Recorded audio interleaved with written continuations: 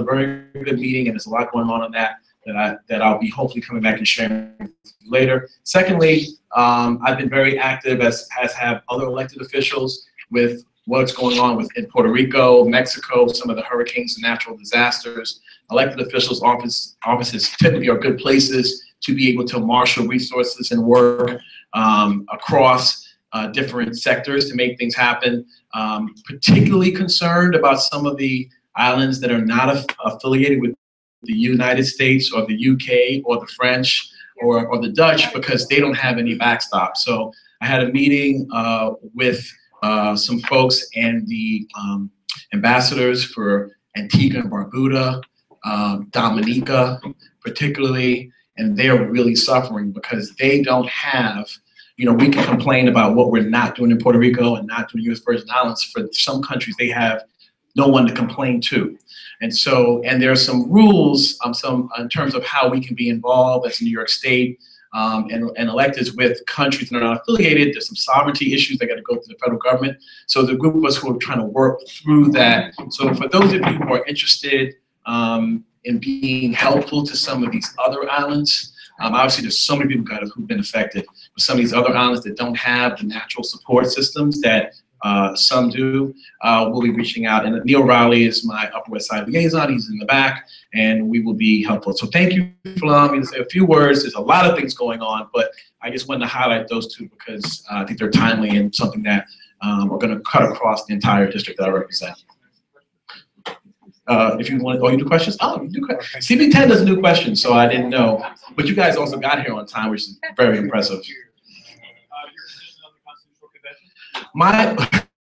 So you can say that at community board meetings? No, okay, no.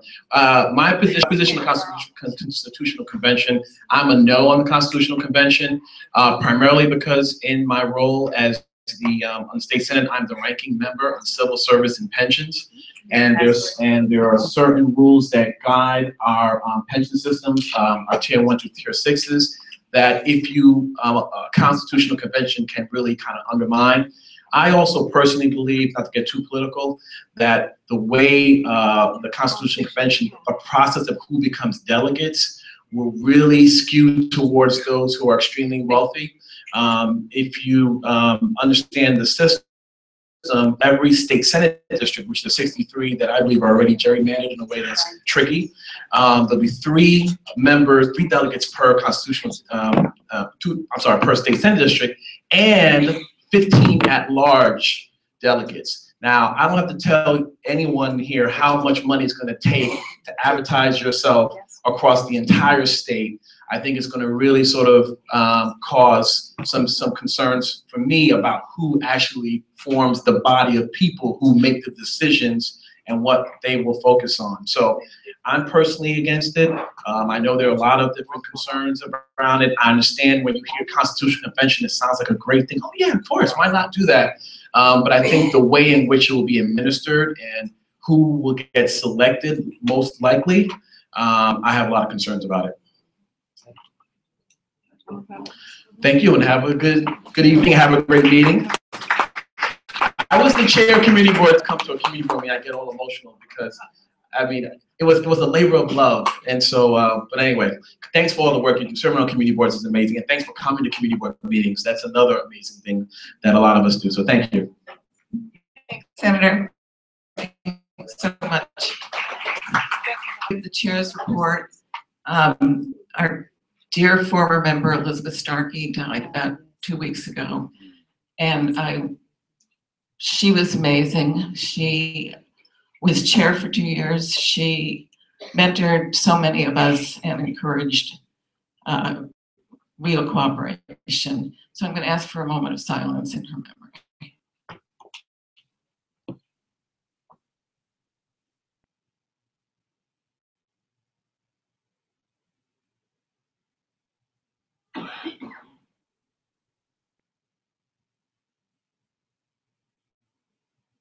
Does anyone want to say a few words about her? Laurie?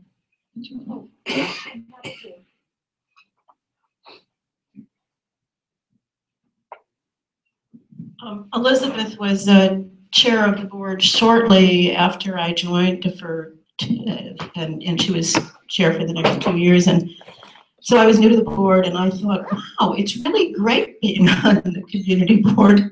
And then I later realized, although we had many other fine chairs after that, that Elizabeth was such a great chair and set such a standard that, of course, anybody would totally enjoy serving on Community Board 7 when Elizabeth was the chair.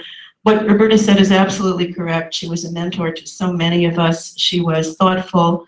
She was kind. She was inclusive. She wanted to make sure that no matter how wacko anybody's idea was, we gave them a hearing before we said, can't do that. Usually, sometimes we said, great idea, let's try. She was just, she was then my co-chair and founding chair of what was called our Green Committee at the time, co-chair with Mel Wymore, and then we had a bit of a change in how the committees were constituted, and Elizabeth joined me as co-chair of the Parks, what was then the Parks Committee. No, I guess it was then the Parks and Environment Committee as it is now. She was an absolutely wonderful co-chair. She was, there is no stronger advocate for New York City parks than Elizabeth, but she was also a very, very strong and knowledgeable environmental advocate as well, and really pushed us in those issues as well.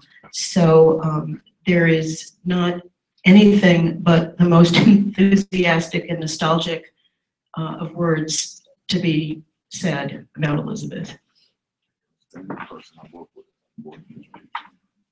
And sadly, the horrible events in Las Vegas and what's happening in Puerto Rico and many of the islands. So I know this is a little strange, but I'd like to have another moment of silence for all of the people that have suffered great loss.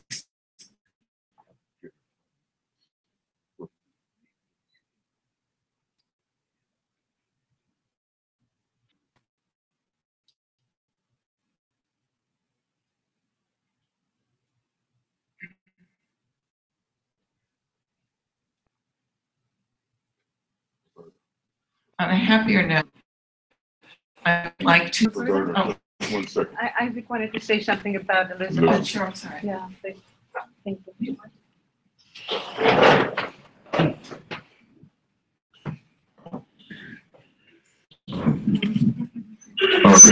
Good evening, everybody. Just wanted to say Elizabeth was a very beautiful person. I worked with her at the Board of Education at PS 149, and our heart and soul always went out to the children that she worked with. And a beautiful person. I got to know her pretty well. Thank you.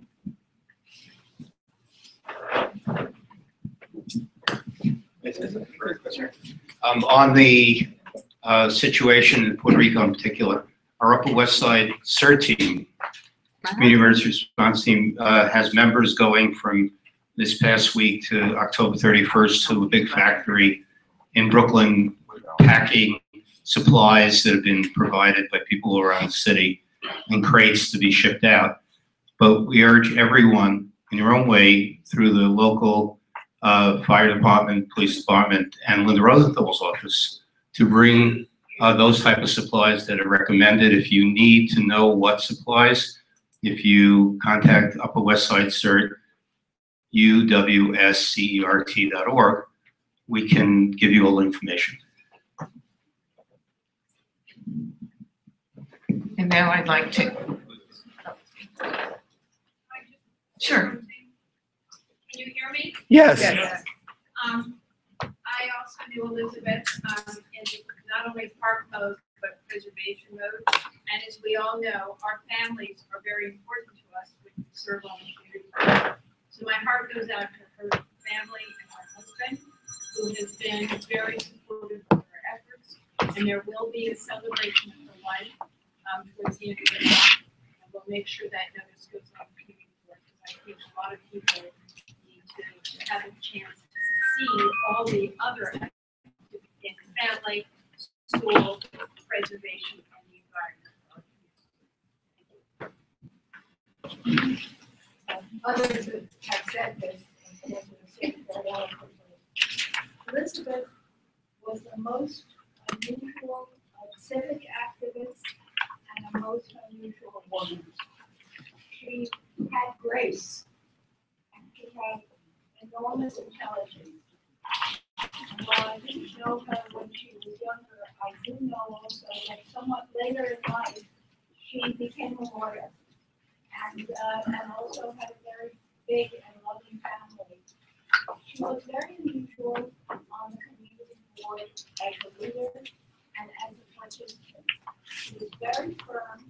She was very strong in her beliefs and was always the person, not only for preservation and all, but very much for affordable housing, whatever. I mean, still the correct words, but sometimes she was just wonderful.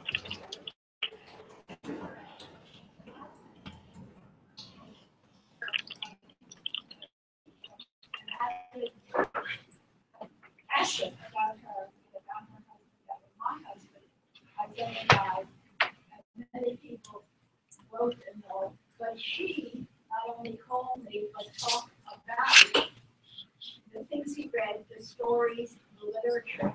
And so I learned about her, that she had all these other interests and depth. She was a wonderful person to work with and to be with. Thank you. Matt. I knew Elizabeth from the old co-op days, and she had 5 children and decided to go to law school. And after law, she worked specifically to be an advocate for people who couldn't afford education boards, especially in public schools, for people with disabilities, whatever was due to them. And she was always a great peacemaker. She could gather all people together, and she never lost her cool.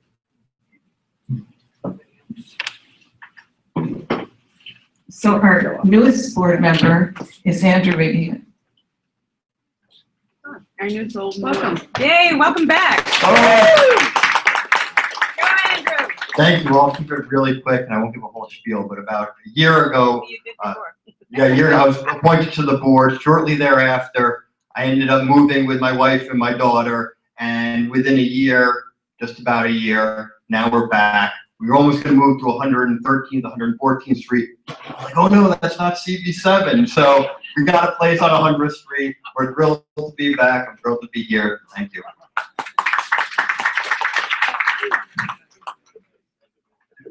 Goddard Riverside is hosting a book fair, and I'll pass these around later. 50% off brand new books donated by the publishers. It'll be the weekend of the 18th and 19th. It's a great opportunity to get books to read or give us gifts.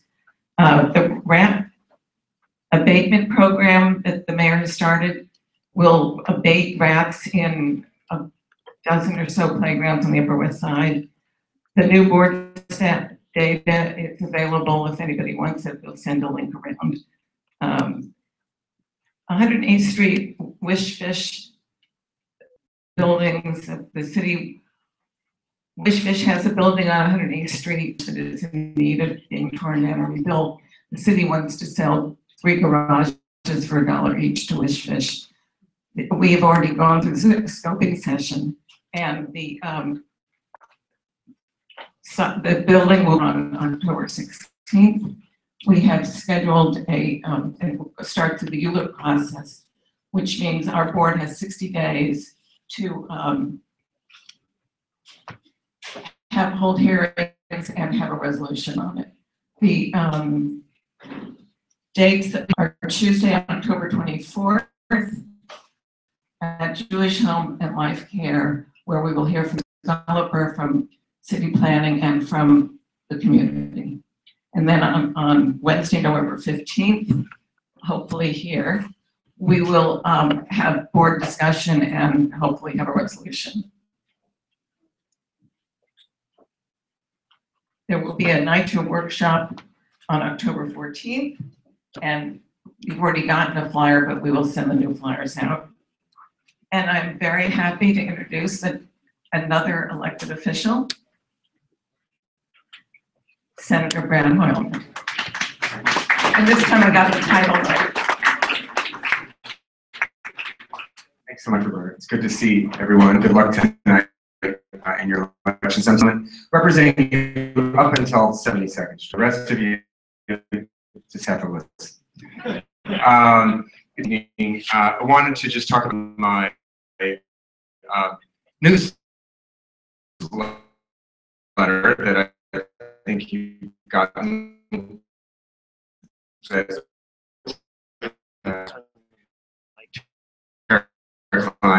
My colleague has distributed the biggest shooting, and thank you for having that moment of silence. You know, there's not, but also we can make our laws in this state, which do have the toughest laws in the country, among the toughest. One piece to point out tonight that I think bears focus. It's a bill that would allow judges to issue what are called ERPOs, extreme orders, from California and Oregon. What it would do is, if a family member or a colleague or a member of law enforcement knows that a person has access, can go to court and petition that court to take away the individual period of time subject to process proceeding. I think we've seen time and time again that when crazy people get guns, bad things, of course, happen. And this is one mechanism that's modeled after domestic violence protection orders that I think might go some way in New York in making us feel better about the safety of our family and friends. So wanted to bring that to your attention. There's a petition that New Yorkers Against Gun Violence is organizing. There's a link to it in my newsletter. So I thought you want to know about that. Secondly, I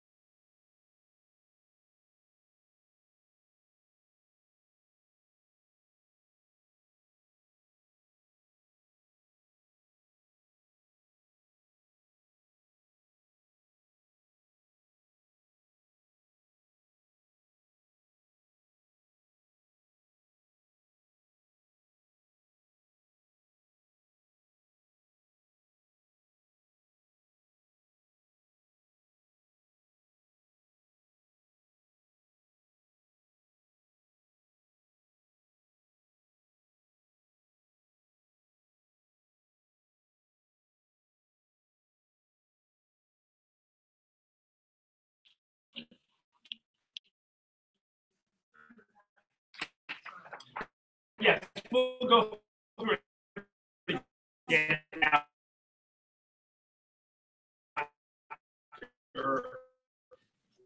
the observations. Oh,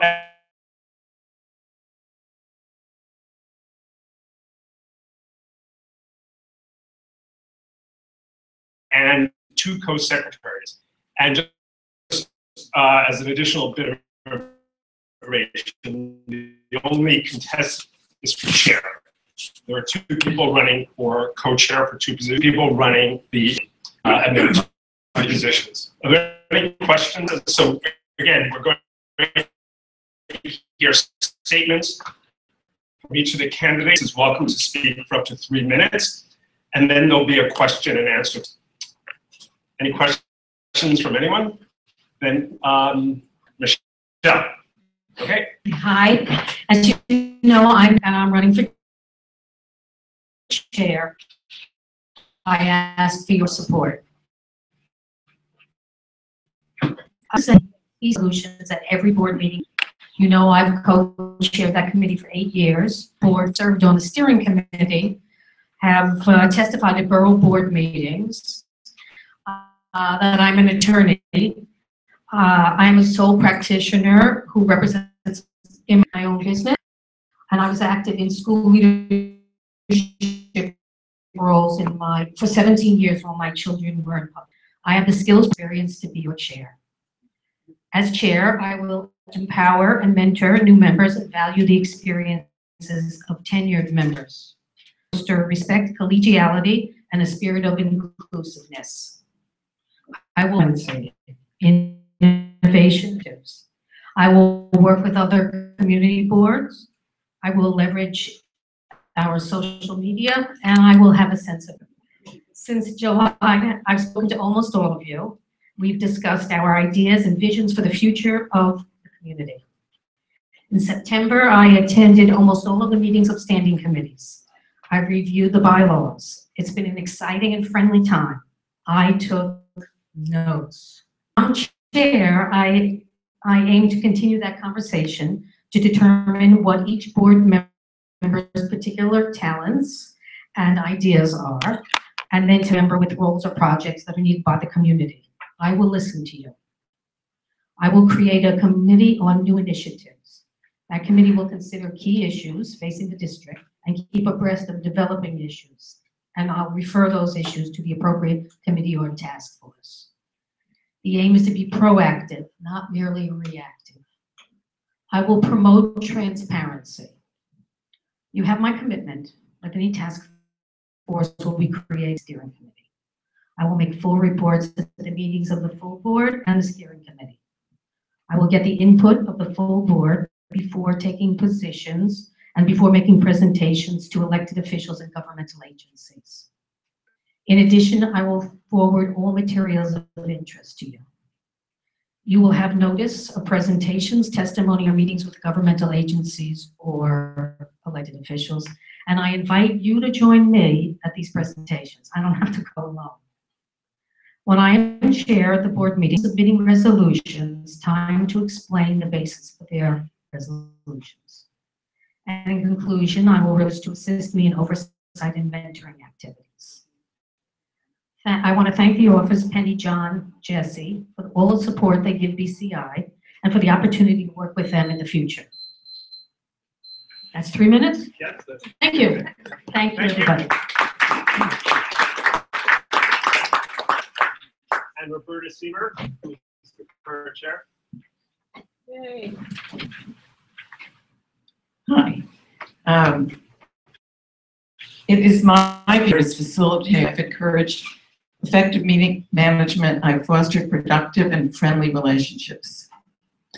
Through my leadership and that of the chairs preceded me, CB7 is considered one of the top CBs in New York. I've enabled our committees and task forces to be productive and to make a difference. I have empowered each committee this year to work on the district needs statement and budget priorities in a new and more inclusive way. We've also updated for the first time in 6 years. The committees have efficiently and independently met all their deadlines. I'm proud of our accomplishments. We testified before the Museum of Natural History on their draft environmental impact statement. As a collaborative group of board members, we each took sections of the DEIS, and then for on the 108th Street Wish Fish scoping document, we did the same thing. We created outlines at both scoping sessions, the one for the museum and the one for 108th Street. We first read the draft EIS from the museum. We could follow along to see what was included and what wasn't, and we'll do the same thing this month with the 108th Street. We've had forums and planning sessions with other CBs and groups that have involved a lot of our community members.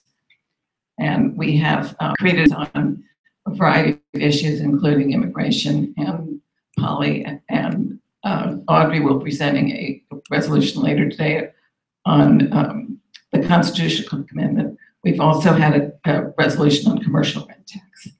I ask for your vote. Thank you. Thank you. We're going to hear statements from each of the candidates before we have the Q&A, if that's okay. Okay, so Audrey Isaacs, unless you have a strong desire. Okay.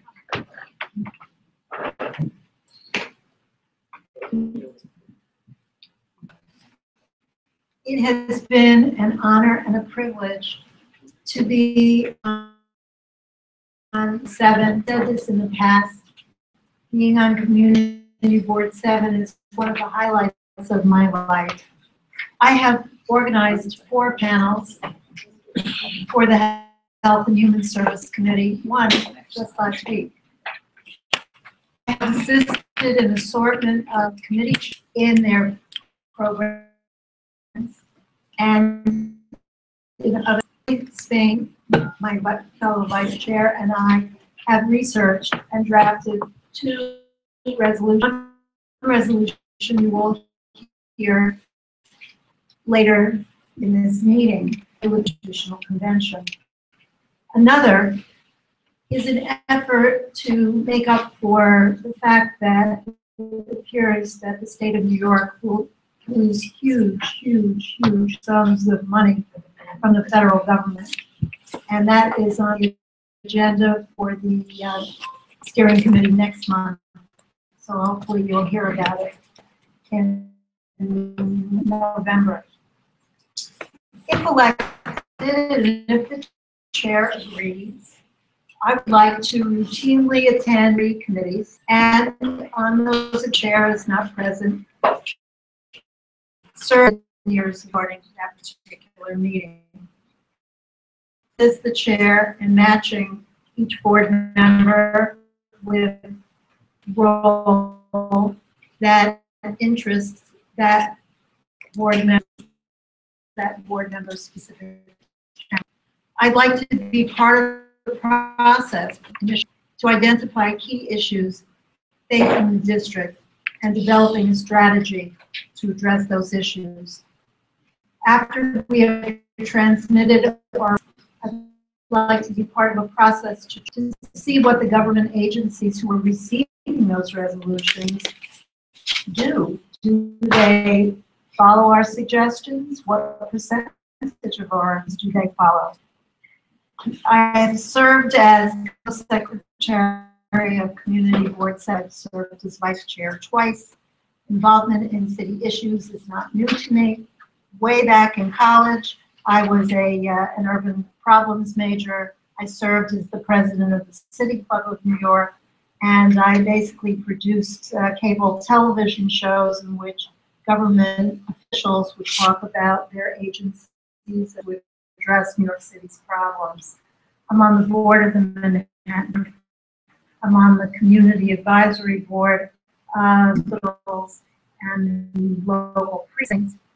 And during the 4 years I served on the New York City Affairs Committee of the Bar Association, I arranged a panel attended by 200 people about the change in the rules for the city council.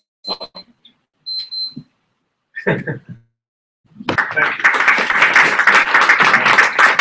Holly Spain.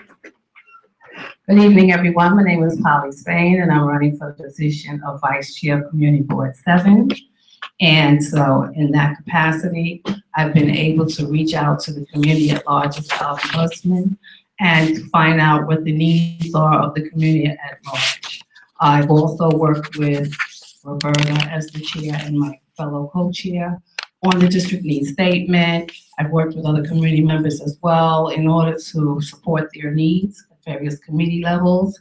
As was stated earlier, in regard to New York State constitutional resolution, you'll hear about that later on. One of the things that I feel is important is for us to be proactive to the community at large.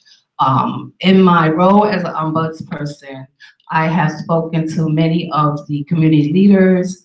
I've spoken to parents and the youth and various organizations to kind of assess what we can do as a community board to enhance the services here in our community. So one of the things that I feel would be important for us to do, since there are so many talented community board members with various backgrounds in architecture, engineering, educators, and lawyers as well, is to use that intellectual capacity in the form of a broadcast program, basically called Community Board 7 Speaks, in which each committee would be able to, on a weekly basis, showcase the issues that they're addressing and also allow the public to give feedback through a call-in session. Because I find that a lot of times, you know, they're not able to get to our committee meetings and the full board, and the public may have pertinent questions and issues that need to be resolved. So I feel that we should utilize that as a venue to make sure that we engage the public and the community at large as much as we can. So if elected again as the Vice Chair of Community Board 7, I would hope that my fellow community board members would help me execute that endeavor. So I thank you for your support. Thank you, Polly. Now, the two candidates for Secretary, Jerry Cordova or something? Okay, sure. Amy Hyman. Just down there. Where's she?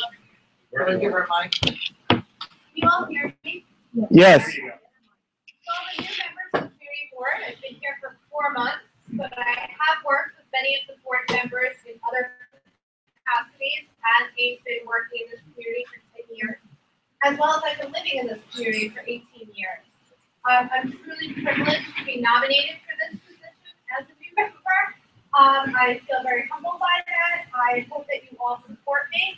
What I hope to bring to it is my organization, is my dedication to our families, to our children, to ensure that we are building the best and the safest and the most nurturing community for our families in CB7. And I hope to serve you guys well as I continue to grow as a board member and in this position. So thank you. Last but not least, Jerry. I have been the secretary for a couple of years now, and I think I've served you well, and I will continue doing that. Thank you. Well,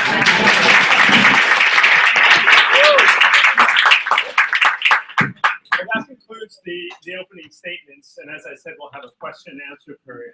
And so, if anyone has the, you're first. Yep. And just address it to one or two of the candidates. Okay. This is for Roberta and Michelle. The greatest resource we have as the community board is our ability to communicate and collaborate with each other and the community. Can you talk about how you will engage diverse perspectives and voices and so that it's constructive?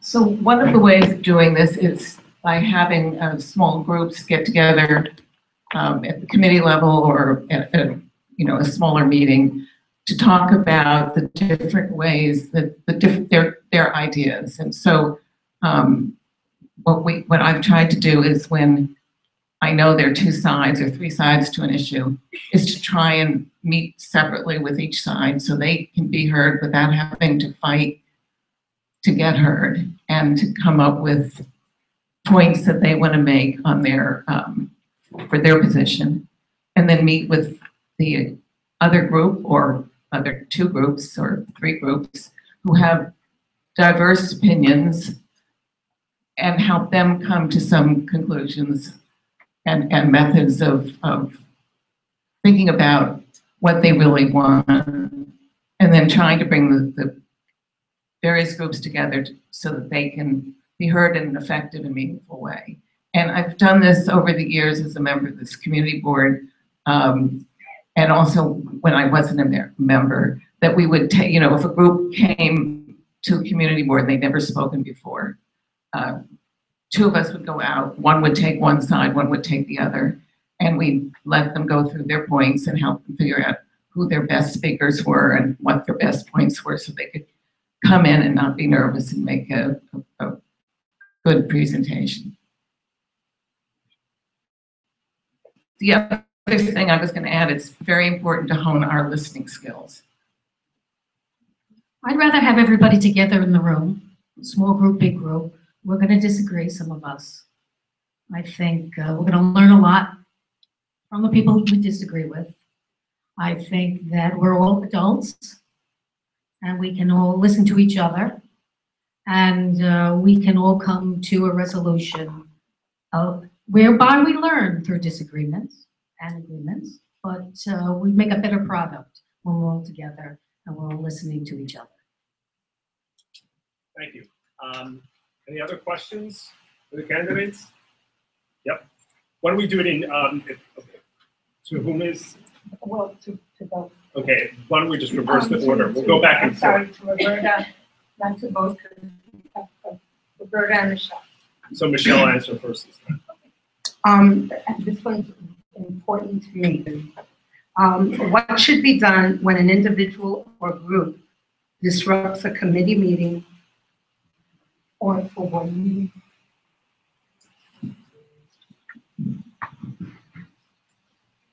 Good question. This requires keen instinct and ability to read people. Most people, when they interrupt, they really only want to be listened to. We have, I know it's a dissatisfactory way to do it. We have the bylaws which say that we can ask somebody to leave, but we don't really want to do that because that person's only going to come back yelling louder. So we have to, maybe before full board meetings and before committee meetings, read the rules of those meetings. Again, I think we're all adults and we have to listen to what the rules are to get our point across. Maybe some people think yelling is gonna get what they want. And it's true to a certain extent, especially on the west side, the squeaky wheel, whatever that expression is. But somebody's gotta be in charge and have a keen enough instinct to know when things are gonna go wrong, make sure they don't. I know, Sonia, it's not 100% the right answer. But we all, again, it comes back to listening to each other and telling people what the rules are. You can have rules for your committee, you have rules for the board meeting. I think we can work it out. It's not 100% perfect, but we can make it better.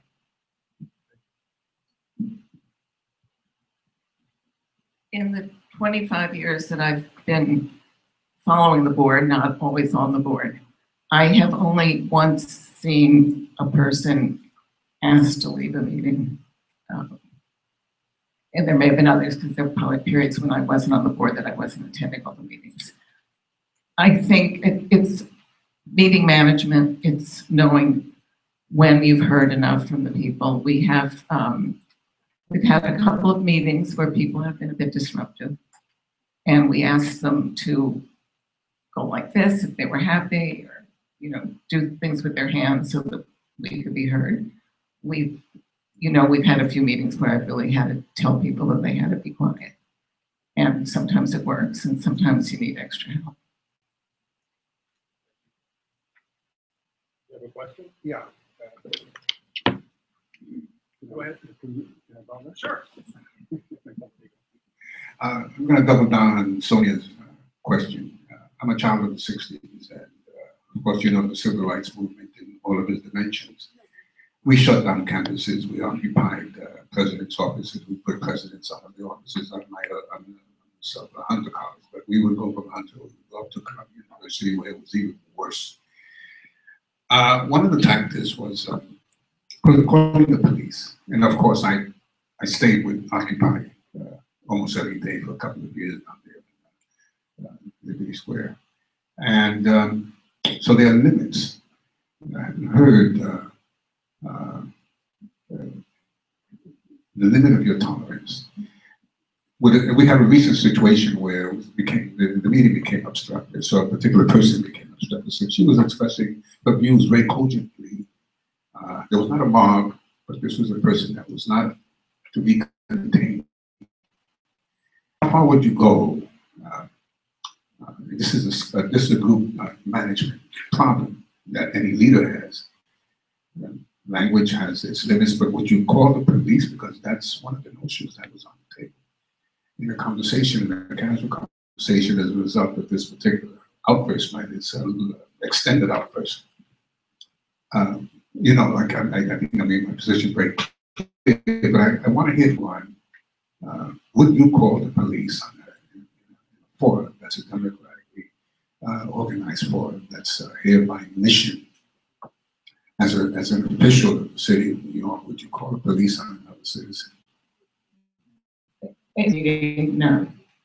What I would have done is, as I explained to her, is that if she kept shouting out, and we could not continue our meeting, we would have to shut the meeting down. Because you couldn't hear anybody else. I mean, she could outshout without a microphone.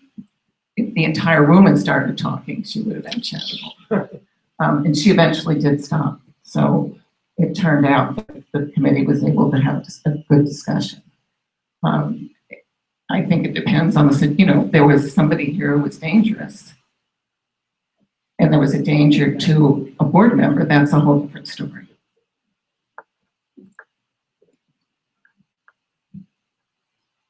You mean like one person at a meeting, you don't mean like because there was one meeting, I think, that when Elizabeth was chair, she had the police here because there were 100 people. And they had to limit the number of people coming into this room. That's more traffic control. Okay. There might be a provision to go into executive session or something if the person was too unruly at that point. But, you know, we might. Right. Good answer. Any further questions? Yep. My question is, how do you balance out the need for people to be able to fully express their thoughts, whether it's a board member or a community member, with the desire to keep the meeting moving along efficiently? I think Michelle started to go first. This is at the full board, right? I hate to say this, folks, but we need more people at the committee meetings because that's really the place that a lot of this stuff has to be hashed out. So we can come to the full board and have a meeting and cover all of the agenda items for all of the committees. Also, I would give due consideration to the chair people of the committees who are presenting the resolutions. They have the right to explain to us, like for instance, I don't know anything about architecture, so I want those committees to explain things to me before I vote on them. So we have to give the chair people their time to explain things. But again, we have to encourage the public to attend more of the committee meetings. And because that's our office, we could stay there as late as we want. We have to respect the property that's given, the venue that's given to us. I think we could accomplish it. We'll see if we can. I think we can up on the committees.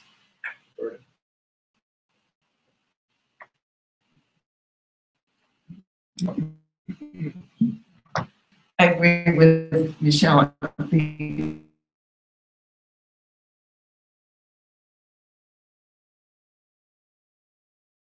Write down their comments, and then when the committee co-chairs present their resolution, when they explain that there were people from the community that came, so many were for this particular reason, so some were against her. So we as fellow board members really get a whole feel of what took place at the meeting, that there was, a consensus at the end of the meeting that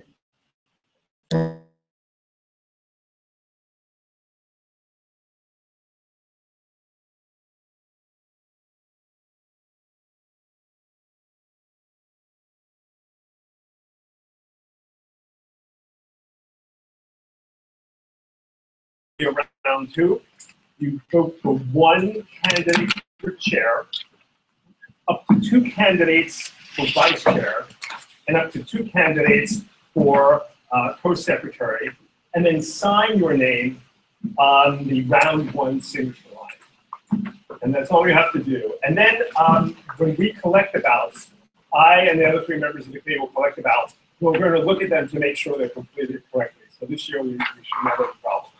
Any questions on this process? Great. Let's get started. while everyone is voting, we're going to start the public session. I'm going to walk around.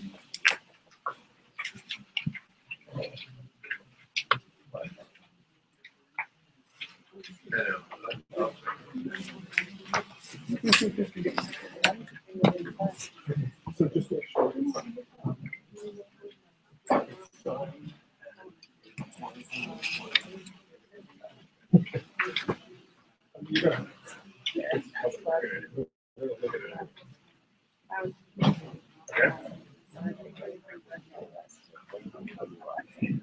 Our first public speaker is Richard Brody on after-school programs, followed by Nina Wolf. To make my brief statement.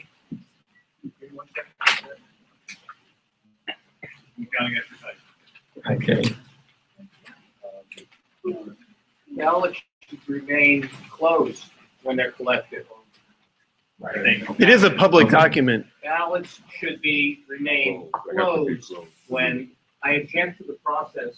We've had this before. They gotta be When people present their ballot, they're not to be open. To be open in a room with four people and not publicly where a person collecting them can see the person's voting. It's a public document. It doesn't matter. It's a public document to be looked at if someone chooses after the election to observe. It's a secret ballot here. And I object to the process already. So let's correct it now. We've had this before. Yeah. I object to. I'd like to make sure should be no electronic device, no smartphone being used from the ballot. I'm Richard Bro, representing Equestria NYC Therapeutic Riding and Horse Education Program for children with special needs. Throughout the country, there's a growing use of therapeutic horseback riding in recreation and rehabilitation programs for children and adults with a wide range of disabilities. We conduct our program at Riverdale Stables in Van Cortlandt Park, quite easily reached by the #1 train as well as Metro North. And we'll be starting our fall program in November, and I'll have some literature in the back for anybody who wants to learn more about our program. Thank you very much. Our website is equestria.nyc. Thank you. Our next speaker is Nina Wolf.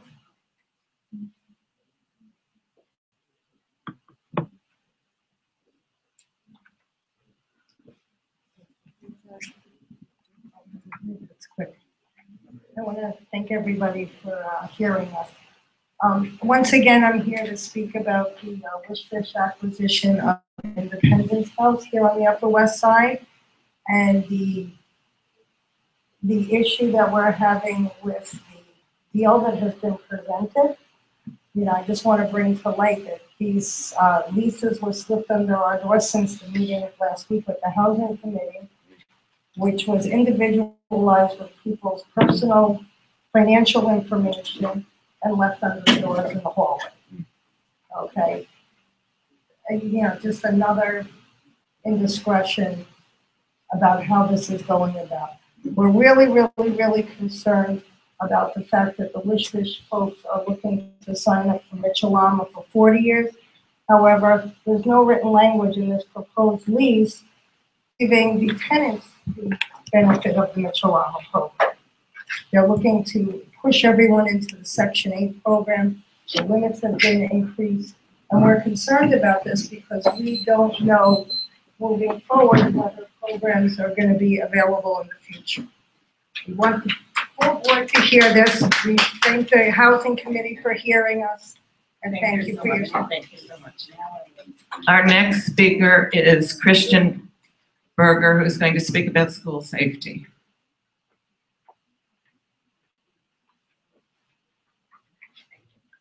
Hi, I'm Kristen Berger from Community Education Council 3.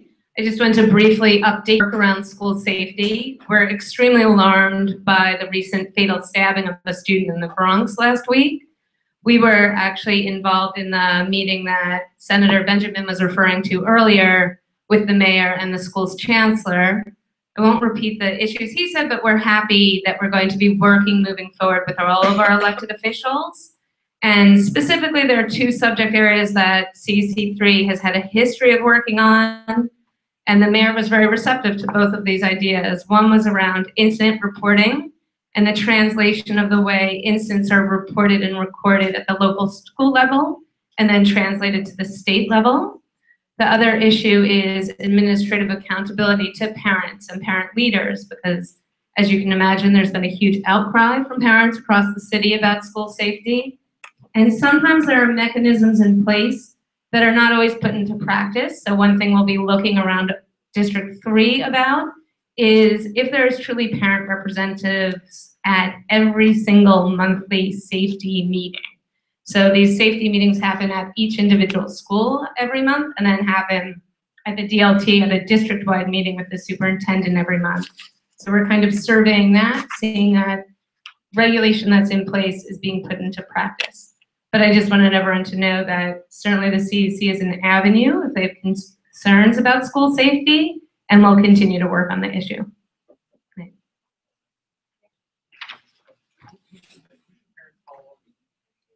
For school safety, well, obviously first there's school administrators. Like your first stop is always your school principal, but then you can reach out to CEC3. We have a website. It's www.cec3.org. Our emails are all on that, but our main email, which is just the default to our administrative assistant, is there. If you don't know exactly who you want to speak to, that's the best way to get in hold of us. Thank you so much. Our next speaker is Peter Arnston.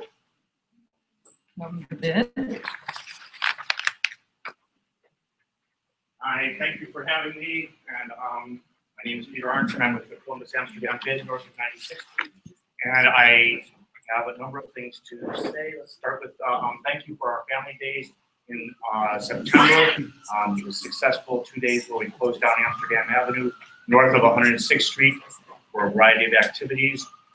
Coming up in the back, you will see, let's see, our events calendar, which has listed a variety of things happening north of 96th Street. One of those things is tomorrow night, which is a history talk on the hostel and the hosteling movement. We have one of the largest hostels in the country up at 103rd Street, so that'll be at that location. There's also information on our walking tour of the neighborhood. There are a number of flea markets, Halloween activities, a number of things like that. We also just had a hibiscus tree installed. It's a crocheted hibiscus tree on the fence at Booker T. Washington, the middle school at 103rd Street. Open House New York is coming up on the 14th, and there's a number of other things to be mentioned, but I'm here with Lexi Lehman, who is a sophomore at Columbia University, who's in intern with us. Sure. There was I saw on your flyer that there was Puerto Rico relief as part of your outreach on this. Can you say just a couple words about where people can donate and how that works? So on the back of a flyer about the hibiscus tree, the hibiscus flower is the state flower of Puerto Rico. And on the back, there is information about a variety of organizations that can take money or materials. So take a look at that. There are other ones also. There's some small local ones that are trying to put things together, and just talk to Brian Benjamin. He has now asked us to be a space to hold stuff that he's collected. So that's not even on there because this is something that was planned a lot earlier. Next is Jose Castillo of Amsterdam Houses. I think Jose is not here. Oh, yeah. Hi, good evening, everybody. I'm Jose Castillo with the Laborers Local 78. The reason I'm here is because I want to speak with somebody, maybe in the Housing Committee or NYCHA Task Force, Community Board 7, regarding Amsterdam Houses. And the general contractor, there's a contract to do asbestos abatement and to do all the construction work at Amsterdam Houses, and it has been going on for many years, since around 2013, and very little progress has been done with this work. And I've been inquiring with NYCHA and other organizations, and I've been getting very little information. So I wanted to know if anybody in the community board is familiar with this particular housing project, and if anybody has any information as to how to find out more. I want to introduce you to Madeline Innocent in that far corner, and Madeline Innocent. She can help you. Next is Ray Hodell.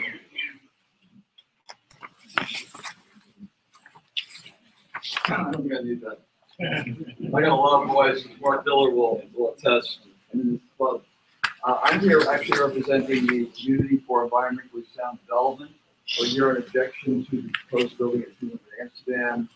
If you know about it, this building is supposed to be 668 feet high, which is equivalent. They're claiming it's 65 stories, but it's actually more like 64 stories. Way out of sync with the rest of the west side. The tallest building north of 61st Street still falls on the west side. And our community is against it, and we're trying to issue a challenge to it right now. It creates shadows on the schools, playground 39. There are a number of people who have signed on to this challenge. These are the Controller Scott Stringer, Brad Plowman, State Senator, Gail Lewis, our Borough President, Ron Rosenthal, our City Council person, Linda Rosenthal, and our Assembly members. So we're hoping the Community Board will support this challenge with us.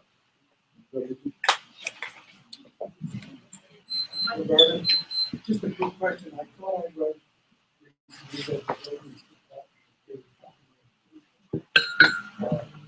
I still feel it's still we're trying to exhaust our administrative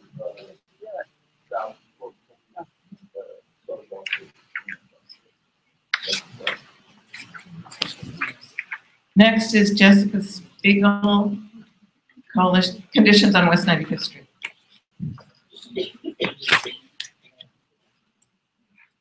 Hi, sorry to do my first community board meeting.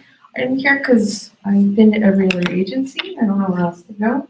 I live on 95th Street between Western and Riverside. And we have an unfortunate situation where we have a school next to us, Freedom House and Harlem United right across the street. And we're trying to make the block better, or I'm on a personal mission to make the block better, but we're dealing with trash, we're dealing with rats. I talked to the health department, they've issued them violations. There's nothing to force them to change anything. We're the parking on the school park, and so the street never gets cleaned in front of the school. And I'm here because I've spoken to Parks Department, Helen Rosenthal's office.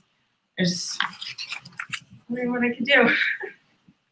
I'm going to recommend that we have a fabulous district manager of CB7 who is sitting right behind you. And so I would suggest you talk with her. Yay, Penny. Next up is Sean Kaufman of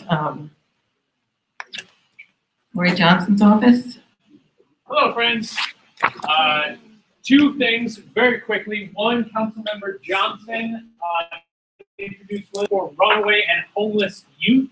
Those of you who don't know, that is anyone under the age currently of 21 in New York. Unfortunately, the regulations currently surrounding runaway and homeless youth are at odds with what the advocates on the ground doing the work say is necessary. So we and a number of other council members introduced legislation to change the regulations surrounding runaway and homeless youth.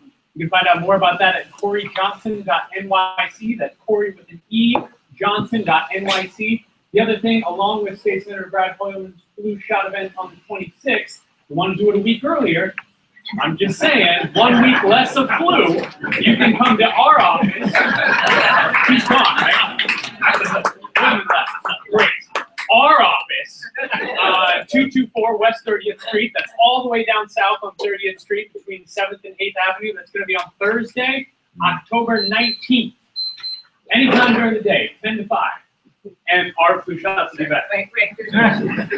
If you don't have time, then you don't want to travel there. Whoa, On whoa, whoa. 91st Street, Whoa, whoa, whoa. between Amsterdam and Broadway on October 29th, Sunday morning, at the Young Israel West Side, everyone's welcome to get a free flu shot. Any other flu shots? No one should get the flu this year because there are plenty of flu shots. And his flu shots are from Israel. Next is Very Michael strong. Simpson from Control Your Fingers And they're on. young.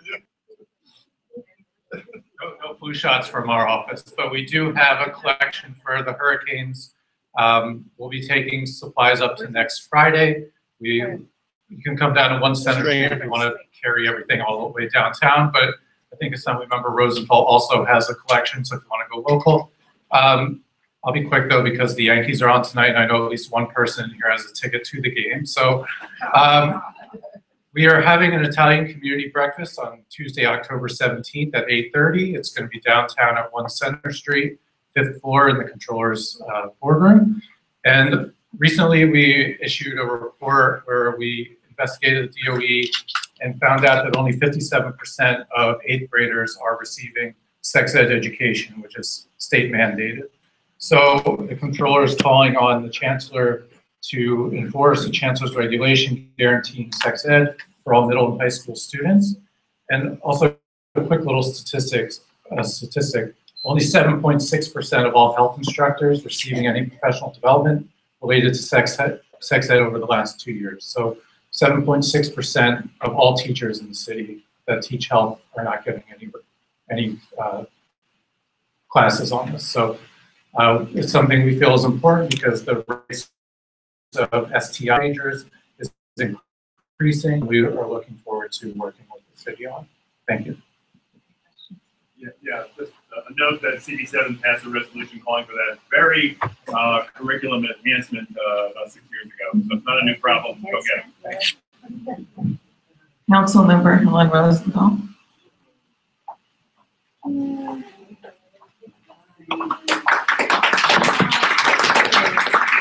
Good to see everyone. Oh, wow. Okay, there's some important issues, so I'll say this really fast. Good to see everyone. I left a flyer on the back where you can get some community updates. We had a terrific rat academy last week. No, we did not educate rats, but we did educate people to learn how to prevent having a rat infestation. Participatory budgeting is up and going again. If you're interested, if you have an idea, something that you'd like to see the city spend money on, you can go to my website and learn where the next meeting is. If you have any questions about what participatory budgeting is, feel free to ask me. I'm going to stick around. And our housing clinics are starting up again. Our first one is tomorrow night at 6 o'clock right here. These have been an incredible tool for people to access lawyers and get advice and learn more about rent-regulated homes. Oh my goodness. Oh my goodness. Look at that. Okay, it's a whole new community board thing going on here. Nice to see everyone. Any questions? Yeah. Website is helenrosenthal.com. Not very creative. Mark Diller has been incredibly helpful with participatory budgeting. No, round of applause, whoever started that one. It's been amazing. And yes, you can submit your participatory budgeting ideas on the web. Yep. The deadline on the TV? Soon. 15th of October or November? October 15th. See, I'm really not a part of it at all, which is the point, that it's not about me, it's about you guys. So that's how much I know about it. Hi. Yes, it was at Rutgers Church, but there are going to be a couple more. There aren't going to be any more. Well, there's going to be individualized outreach. It's going to be individualized outreach. So Helen's chief of staff made it clear last night that if your tenant association or school or other civic organization wants PP to come to you, that there's a way in which we can make that happen.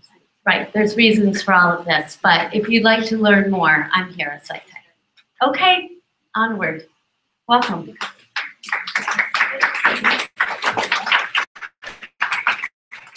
Green from the New York Public Trafficking Office.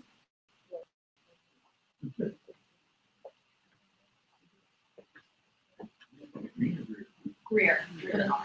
No worries, it's coming today. I have a quick update from the Public Advocate's Office. A couple weeks ago, we were notified about bus cuts that were happening to the crosstown buses, the M66, M72, and M10. As of 2 weeks ago, I got a call from Liz Kruger's office saying that those cuts had gone into effect. So we've submitted a letter to Chairman Joe Lota and the New York City Transit President, asking them to reinstate the bus service, to do a proper study about how the buses are running, and to instead improve services instead of cutting them. So I'm hoping to get a response within the month, but as we know, the MTA can take a bit of time. So hopefully I'll have an update for you next month. Thank you. Next is Ellie Peltz from Congressman Nadler's office.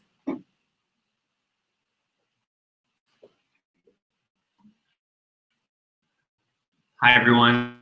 Ellie Peltz from Congressman Nadler's office. Just two announcements we've made in months, in particular relating to those who are part of the DACA program. I just want to remind folks that anyone in DACA whose status is expiring by March 5th of next year needs to renew their status by this Thursday. That was quick.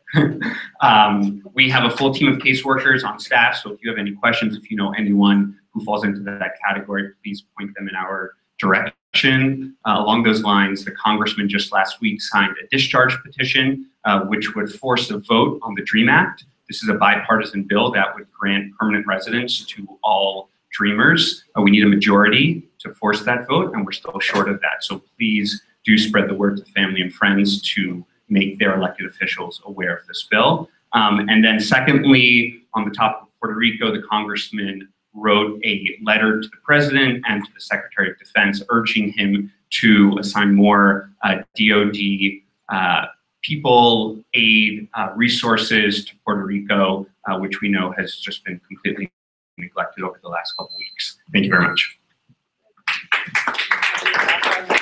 Next is Gus Edson from Assemblymember Linda Rosenthal's office. Thank you, Roberta. Gus from Assemblymember Linda Rosenthal's office. First, Puerto Rico, we are receiving donations as of yesterday. Donations have been pouring in. It's been great to see. We're bringing everything down to the Javits Center, I think on Friday, but we will keep the door open for donations indefinitely. So we cannot accept cash. There's a finite set of items you can donate, so please just check it out before you drop things off. We are having a flu shot day that's taken October 20th, if you would like to make your reservation. And in follow-up to our event this summer, we are having another shredding event on October 15th, 11 to 2 p.m. On the community side, I wanted to just highlight the issue of rats, which I know has come up already tonight. Starting at the beginning of the summer, we got a outpouring of calls from parents and community members of reports of rats in strollers, rats circling parents, etc.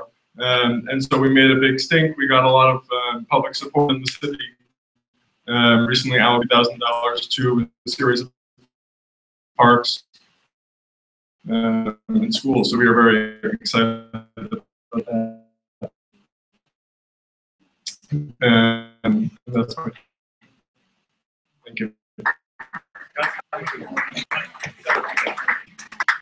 Next is representative for Milano's office. This is located in constitution hours, and our mobile constitution hours for the Upper West Side is every Thursday.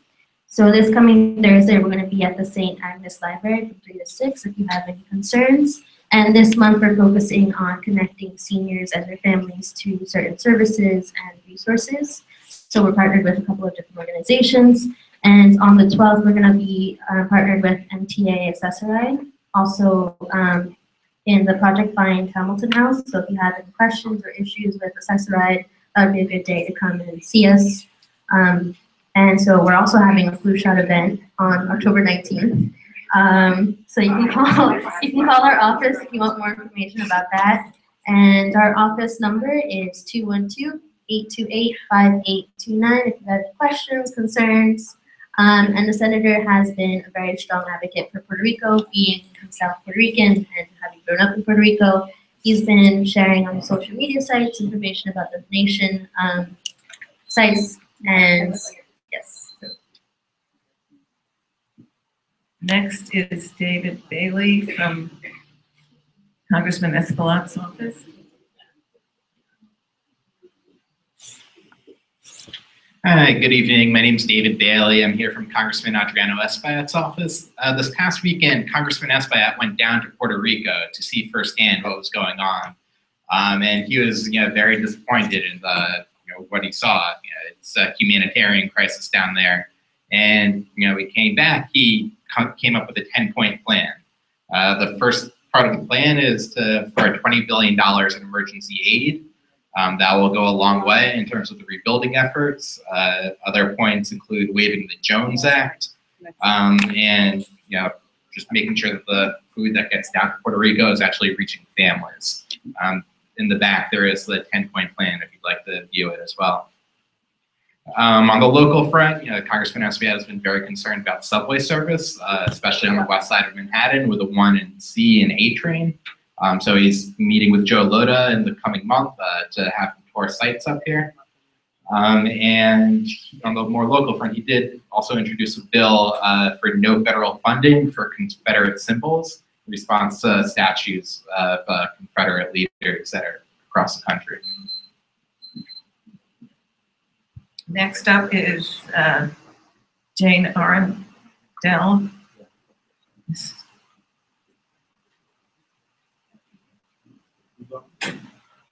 Streets for Fair Sunday. Yeah. Whoa. Is Jane here?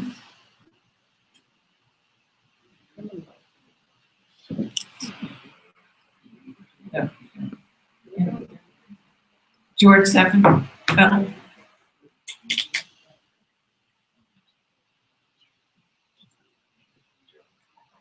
Wanted to let the board and community know the role that local businesses being involved in securing food for Puerto Rico. They have a stand in front of the Fairway grocery store. It's open from 11 a.m. until about 8 p.m. So you can actually go inside and do your shopping. You don't have to walk very far, just walk to the sidewalk and make your donation there. So anything you do there, it would be appreciated. I want to thank Fairway for being a good corporate citizen.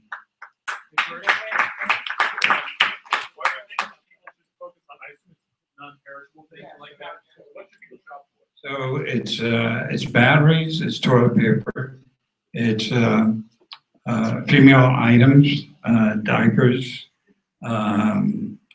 canned goods, obviously nothing that you have to cook because there's no electricity there. So anything that is edible, ready to eat foods. There are a number of fruits that are condensed, that are in packages. There is powdered milk, which all you do is add some water to it. So there are a number of products that you can contribute. This concludes our public session. Well, now, Diana Howard, when she returns, will break back into the elected section, but we will now go to Paige Kelly and our first resolution.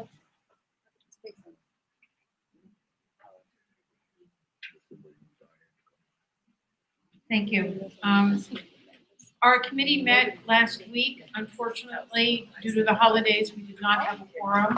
We had a second meeting this evening to discuss the project and didn't quite have a quorum. So tonight, what we're going to present to you are the results of the community involvement last week at the meeting on the 27th regarding the presentation and the type of comments we heard, as well as a sense of the direction that our committee tonight believed is appropriate for this project. First of all, this is 95 West 95th Street. You will know it is Columbus House. It sits on Columbus Avenue between 95th and 96th Street. This is the third time our community board has actually reviewed this project, and it's through the efforts of the owner, the Whitcoff Group, the architect, enhancing the project, because as you know, this is within the Upper West Side urban renewal area. And the issue is that the project, which involves enlarging the ground floor retail space, could not take place unless a developer came forward with a project to enlarge it so that all the developers within the Upper West Side urban renewal area could also bring similar actions. So it's a knock-on effect. It's a rather unusual requirement, but one that is necessary within the Upper West Side urban renewal area, which goes from 87th Street to 96th Street, from the middle of, and it includes only Columbus and Amsterdam Avenue. So it has very special retail and housing needs. So this particular project came before us last in 2010. The permit came in two parts. One was for the enlargement of the ground floor retail. The second one is an application to convert the existing garage into a public garage. Both were semi-approved with conditions, but unfortunately the project did not take place and they came back again. I can tell you that we are not acting on the garage because the applicant is allowing that permit to lapse so that that garage will remain private for residents only. So that is a huge win for us because we were very concerned about the introduction of public parking between 96th Street and 95th Street. So that was one great concession from the applicant. The second component, though, does remain, and it has to do with the redesign of the retail space. As you know, there's great concern about these types of projects because the retail spaces on Columbus and Amsterdam Avenue were not subject to the retail guidelines that the community board recently worked out with city planning, which limits the frontage, the amount of glass, etc.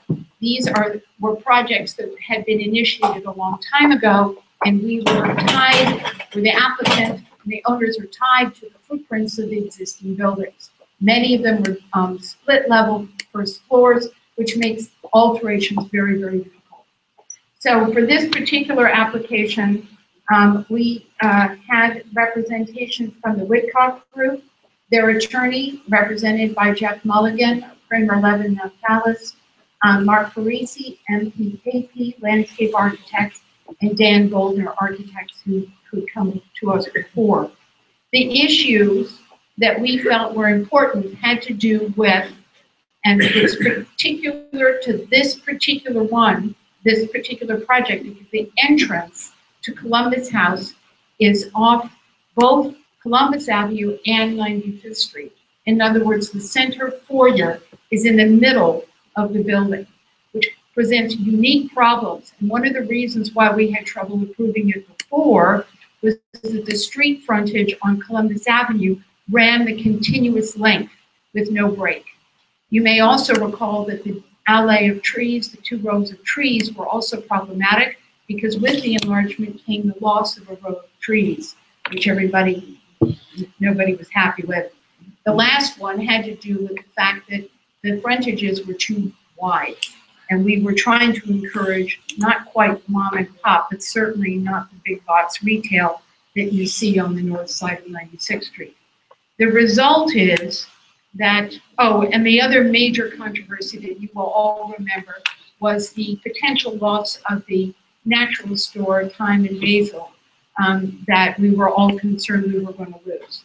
So those are the facts that we dealt with. I have no images, unfortunately, to share with you, but I wanted to tell you that in this redesign, that our committee came up with the following categories and comments regarding the project based not only on the statistics of 14 speakers last week, mostly there were questions, there were some objections relating to the quality of life during construction and the type of retail that the Whitcroft Group would be trying to attract to that project. Of course, there's no guarantee because that is all market driven and what tenants want. But we had 2 very important letters that we never had received before.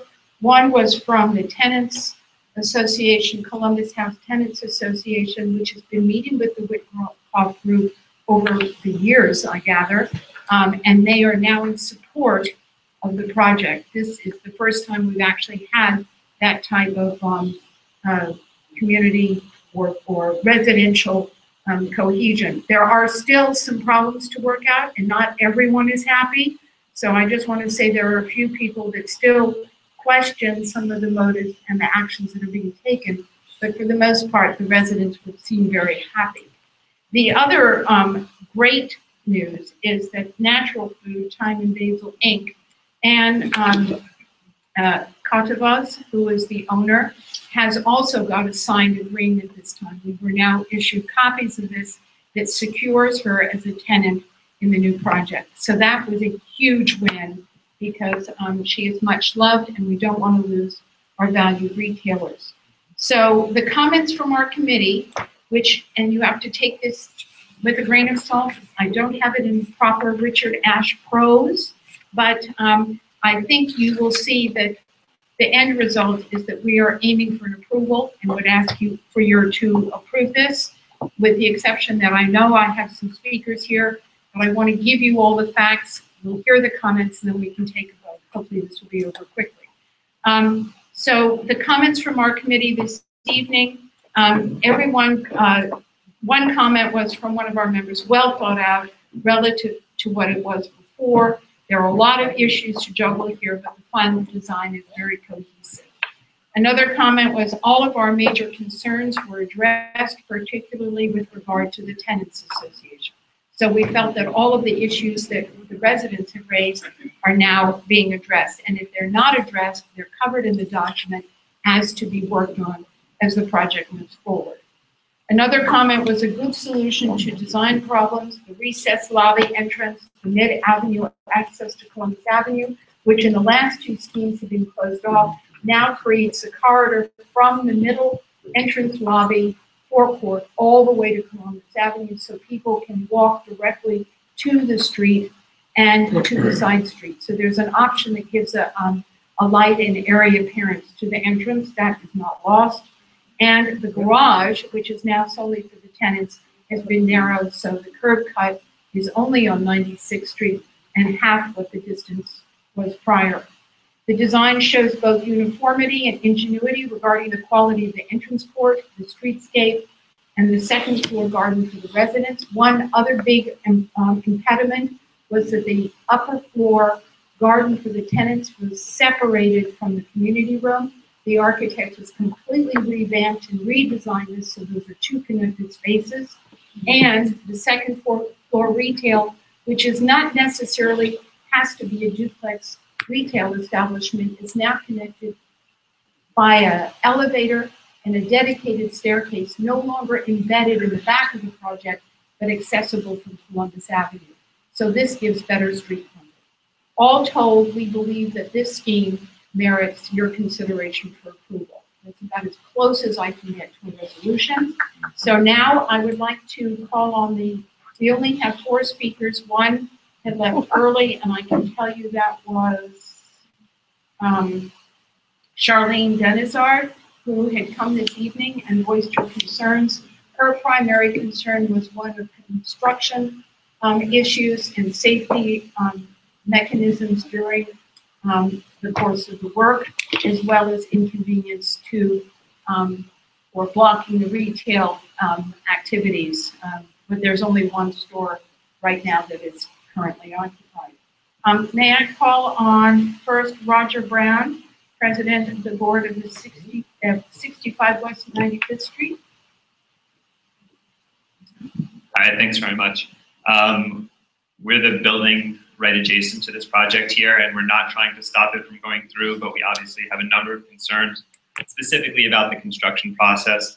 Scott at Whitcroft has been very forthcoming with information, and he's given us a verbal commitment that construction won't start too early in the morning, which is of some comfort, but we would appreciate if the community board would do whatever is possible to enforce, some kind of rule that construction won't start before 8:30 in the morning, something reasonable. This 95 West 95th wraps around our building. There's going to be construction right behind people's windows. So it's a very big concern. We just learned about this project last week, so a lot of people in our building are obviously very nervous about what the construction is going to entail. But again, we're not trying to stop progress, and this project does look like it's going to increase. I'd like to just add that this evening, Scott Whitcomb has agreed that as one of the conditions moving forward with the project, approved that CB7 does have our action committee represented by Penny Ryan and various other board members to be a watchdog during construction and to advocate for the residents during that process. They've also agreed that they will be flexible, knowing that the building will be habitable during the construction, and they will work with the residents to change the working hours depending on holidays, obviously following all the building regs and working hours of the Department of Buildings. So we felt assured, and that is going to be one of the conditions of our resolution going forward. So that is built in as a given. The other thing I should say that we've asked of this applicant, it's very hard to track projects once they're approved. They seem to go into oblivion, and sometimes they morph into something else. We have assurances from all the members of the design team and the owner that at the time when they file for their building permits and they are starting or obtaining bids for construction, that we will get an up-to-date set of drawings, so we'll have a record, so the community board will then be in a position when somebody calls in a complaint to be able to look at the set of drawings and see if it actually conforms to what both the committee had agreed to and the agencies reviewing the project. So with that, I have now Thomas Perry, who is the Columbus House Tenants Association. If you would like to say something. My name is Thomas Perry. I'm the chair of the Columbus House Tenants Association, and we are in support of this commercial expansion, but it is conditional upon their compliance with the agreement that we have here that we worked on over the course of, is it years now? Okay. And it's quite lengthy. We already gave a copy of this to the planning committee, but I will have another copy here for reference. And that's it. Thank you. And I think our final speaker, I'm not sure. Sure. Does that agreement, okay, well, then, thank you.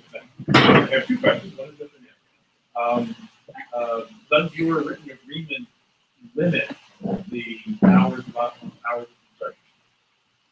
It does not limit the hours, specifically limit the hours of construction. Even the number of months that construction takes place by mechanism of if they go past 18 months of construction, they are supposed to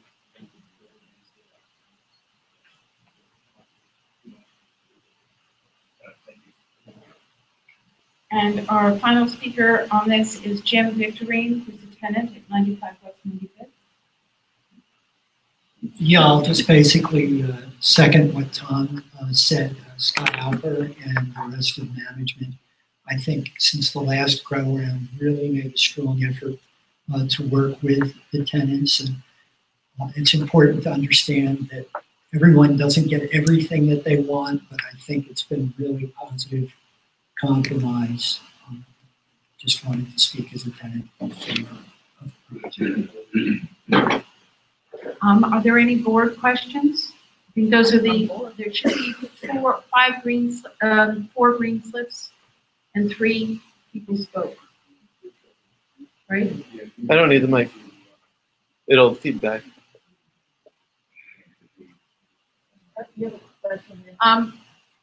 Yeah, quick question. It seems like people are generally in favor of this. You had said that it's a change to the area.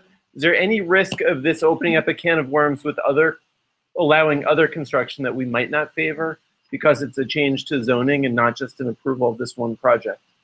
Don't forget, this application is because of all of the projects. The goal of this is to build to the property line, not to the setback that was originally a requirement when they got their height bonus, and they could build a bigger building during that period.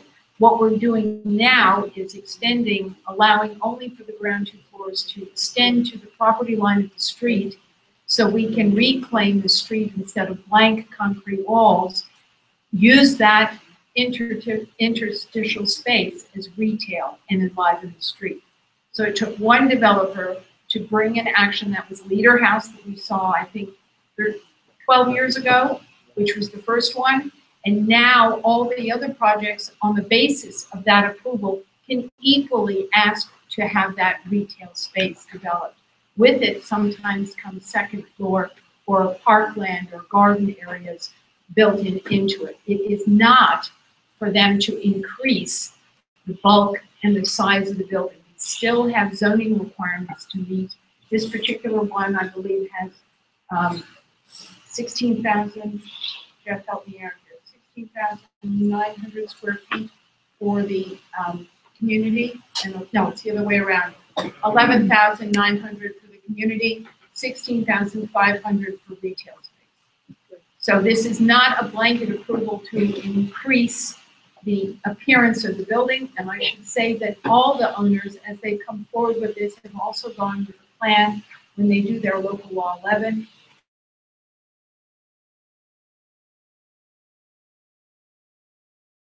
Mechanical upgrade. So, and sometimes, as we saw with Leader House, the change, you can walk along that street in front of your Trinity and Trinity House, you'll see their improvements to the lobbies for the tenants, and usually more laundry rooms and better amenities. Yes, Susan.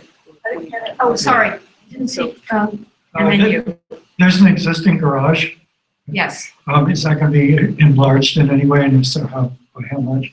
It is being reorganized within its own square footage to be more efficient. Okay. And it has the requisite number of bicycle storage facilities. The not private residence, it is not public. That, Susan. Oh, sorry. I apologize because maybe this question should have been in committee. And They're filling this one? We don't care. That's the way. The retail space is a little bit of a concern. On Columbus Avenue, there's already, even further down in the 90s, and they're going to be doing some more on the west side of the street on 92nd and 91st. Right now, there's a lot of empty retail space. Right. And on Broadway, on Columbus, how is that going to, I mean, this construction, does it guarantee a tenant in the retail space, or, I don't know. All I can say is, and I will turn this over to the owner and to Jeff Mulligan at Cream 11, there is no guarantee with any retail space anymore. Everything is either desirable or not desirable simultaneously. This is something we grapple with in our community. Obviously, we don't want empty stores. but there are a waiting list. I think of the smaller stores, they're getting fewer and far between.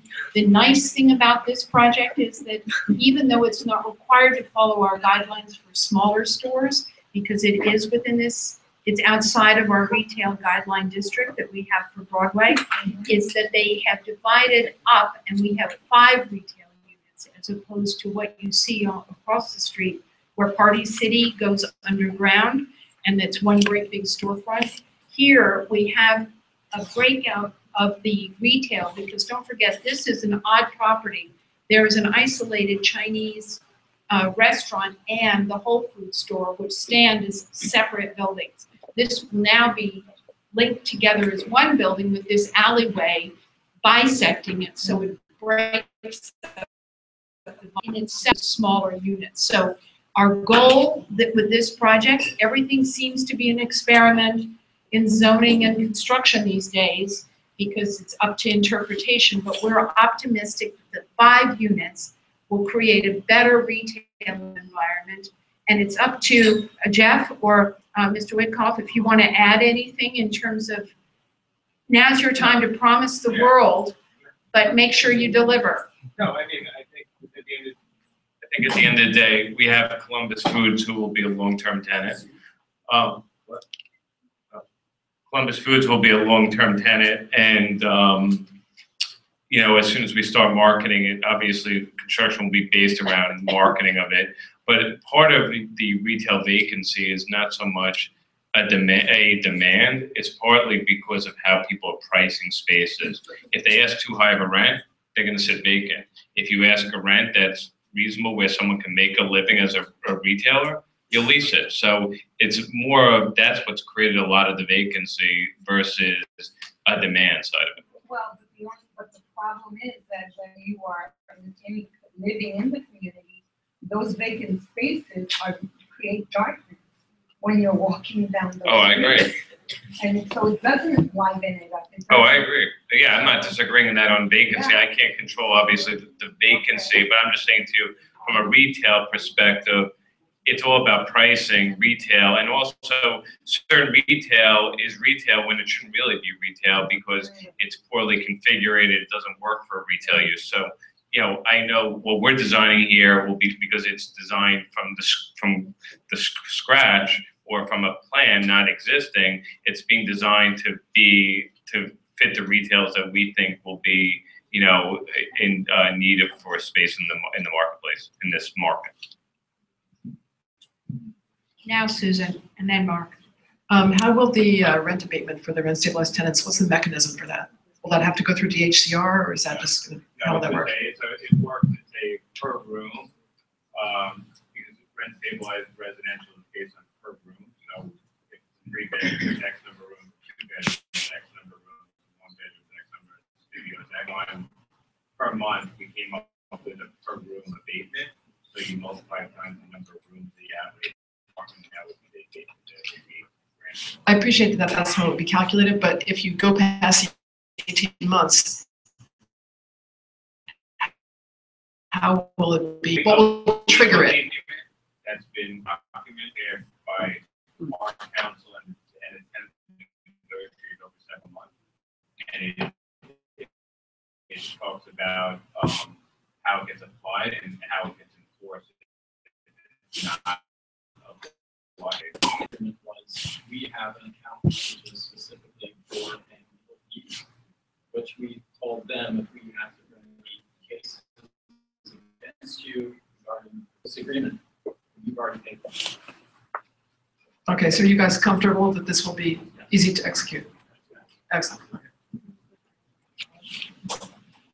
So mine is not so much a question as a suggestion for the resolution, which is to specifically call out AHVs, after hours variances, and to call for, I know it's given away like door prizes at the Department of Buildings, but to include in our resolution a call for no AHVs, especially early morning and weekends, given the residential character of the surrounding area. I think that we should say that out loud. I have no problem with that. I think our committee would go with, yes, I'm seeing nodding. I think this would speak well to the tenants' concerns as well. Mr. Whitcomb spoke.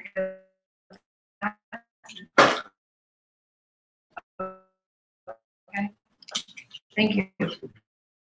All right, can we call the question? You're just gonna have to trust that I will put this in the way we do.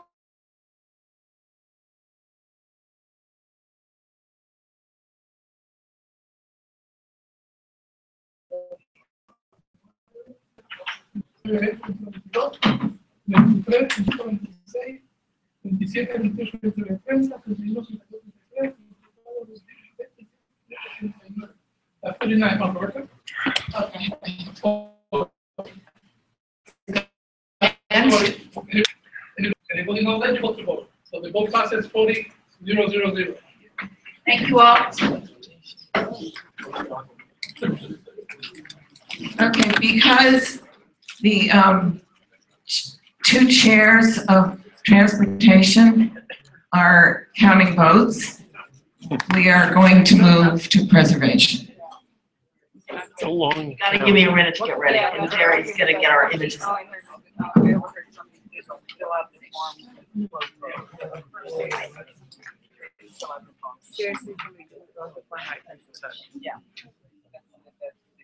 I guess I can start describing without, because I'm gonna try to move this along, we've got a lot to do. The first application is 3 Riverside Drive, and the bulk of the application is to excavate an additional level in their basement, to create a sub-cellar below the cellar of this row house. So it's a single row house situated between the tall building on 73rd Street and low-rise, a 6-story building, I believe, to the south. And the primary part of this application is to do additional excavation. Okay, so here is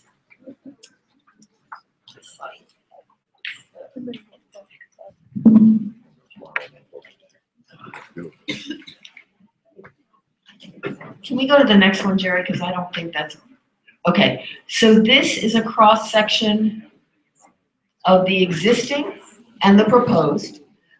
There's a bit of excavation happening out in the rear yard. It's unusual that there's a very small rear yard here. This is Riverside Drive. The Riverside Drive is over on the left-hand side. So this is Riverside before, Riverside after, just to orient you, and that's the backyard. The proposal is primarily to excavate under the building. The applicant seems to have a very good handle on all the procedures they need to follow. They have a structural plan, a structural engineering to reinforce the building. And then there's sort of secondary work that's being proposed. There's a hatch in the front that needs to be replaced. It's gonna look the same, but it's gonna have a hydraulic access instead of being manually operated. There's a, can we go to the next one, Jerry? I'll see if I have images of, I can't even make them out here. Oh, that's the floor plan. So the hatch is sort of up in this corner where they're replacing it. They're doing a replacement of a grill in the back. Nobody can see it. And they're replacing a air conditioning system on the roof, or a unit on existing dunnage, not visible. And do I have any more images? It's the before and after the floor plans. I think we can keep going if there's anything. That's it? Okay. So our committee found the proposal and the presentation and the sort of command of what they were doing and the precautions they were going to take to all be reasonably appropriate to the historic district, and therefore we voted to approve. Any questions? Yes, I have I'm sorry, yes, go ahead. absolutely fabulous building. I looked at it. Yeah, I said this is a fabulous building. I see it from my apartment, and it's an individual landmark. So I think the individual landmarks should be and are looked at with a very standard. I have concerns about this, but I'm wondering whether you took into account that it is an individual landmark and whether that would make any difference. It would not. I mean, literally on the street, it's a hatch in the sidewalk, a rear window grill that is totally invisible to anybody and wasn't anything protected or historic, and totally internal to the cellar and creating a subcellar, so not taking out any designated interior features or anything. And again, we were very impressed with the team and their presentation, which later in the evening with another project we saw we weren't as confident. And so on all levels, we felt this is appropriate and not visible. Anything? Then a lot of that's not that very issue. We're satisfied.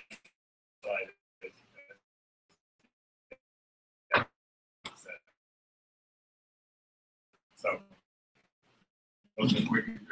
Well, can we call the question? Yes. If we're to approve, and it was unanimously voted by our committee. Mark? Oh.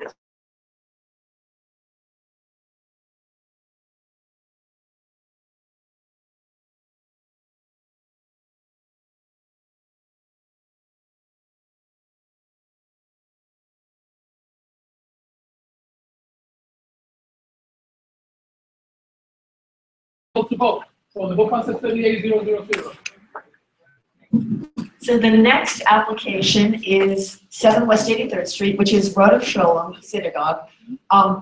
The synagogue building itself is, the sanctuary is surrounded by community house facilities and school facilities. This is an application for window replacement. The building would like to create a master plan, but they're not going to be changing all the windows at the same time. Rather, they're going to be the 3rd and 5th floor, and I believe some in the, because they're doing interior renovation work, and then they're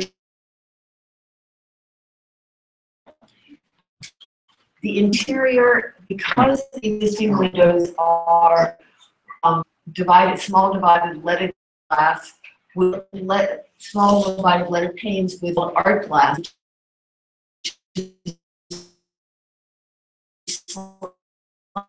slightly modeled and irregular, sometimes looking.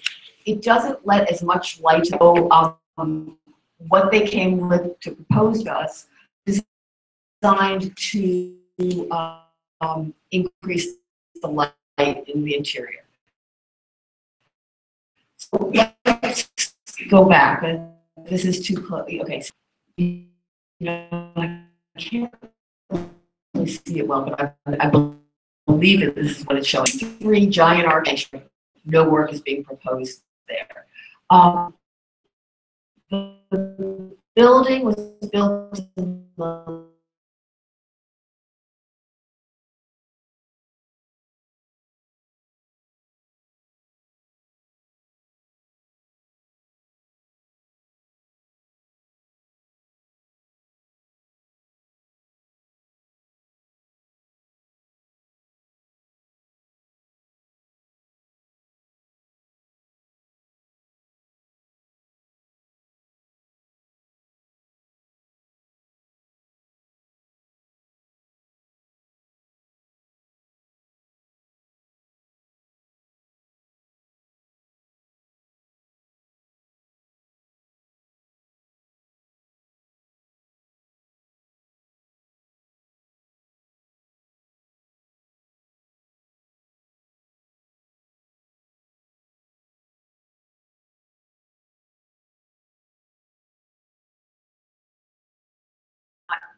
eliminating a significant amount reduction of the visible area of the glass by any means.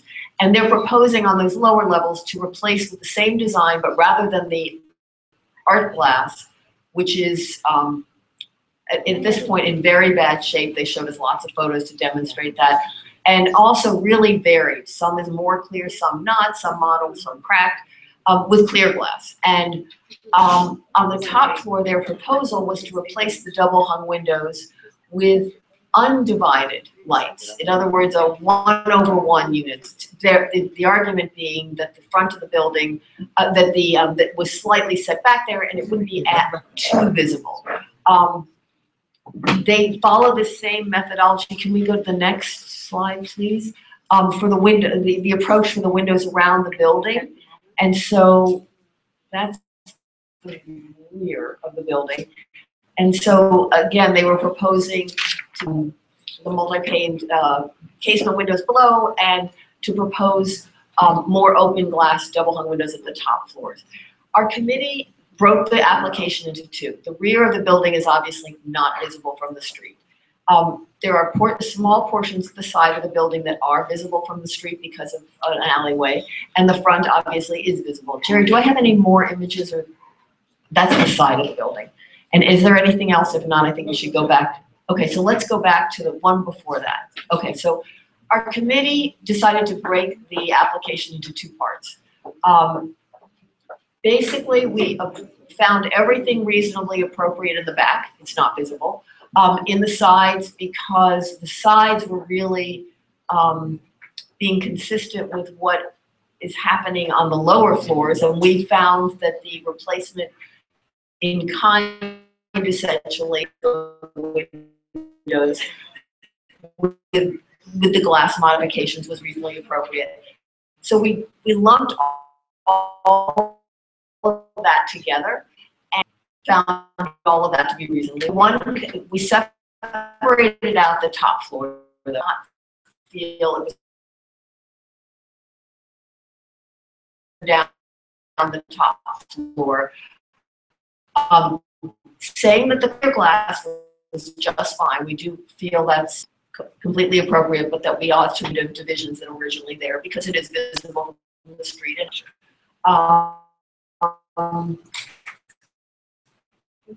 So questions, anyone? We don't make comments from the public. We can call the question. Okay.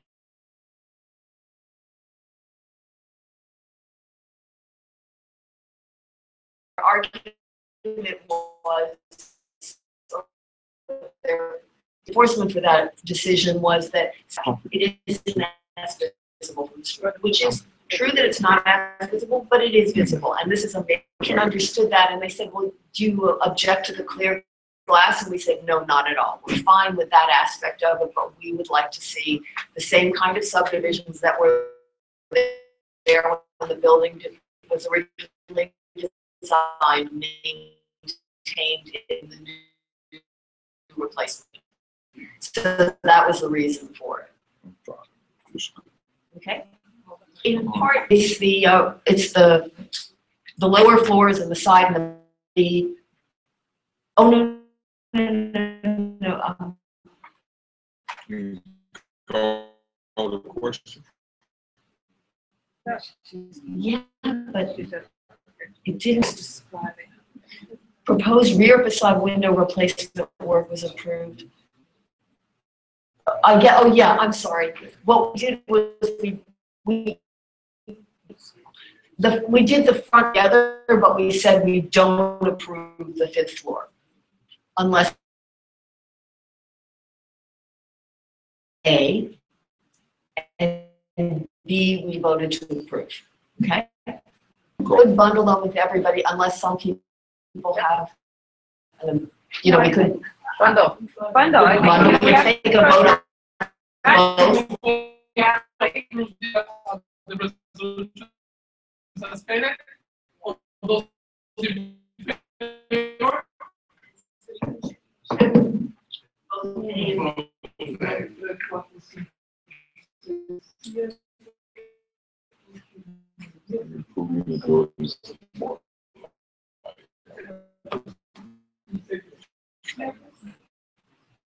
Disclosure. 19, 20,